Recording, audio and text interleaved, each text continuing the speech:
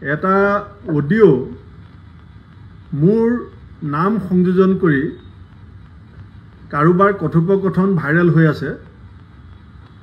আজি আমাৰ প্ৰদেশ কংগ্ৰেছৰ সাধাৰণ সম্পাদক ৰামান্না বৰুৱা ডাঙৰীয়া আৰু আমাৰ মিডিয়া বিভাগৰ APCC চেয়াৰমেন বেদৱত বৰা ডাঙৰীয়াই খন্তেক সময় পাছতে FIR এখন দিব, মই সহি কৰি পেলাই পঠাই দিছোঁ। আৰু মই ৰাতিপুৱা আমাৰ মাননীয় চিটি কমিশনাৰ মহন্ত ডাঙৰীয়াৰ সৈতেও কথা পাতিছোঁ। যোনে এই কামত জড়িত মোৰ নামত দুগৰাকী ব্যক্তিৰ কথোপকথন, দুইগৰাকী ব্যক্তিৰ ওপৰত পুলিচে যি ব্যৱস্থা ল'ব মই সম্পূৰ্ণ সহযোগ কৰিম।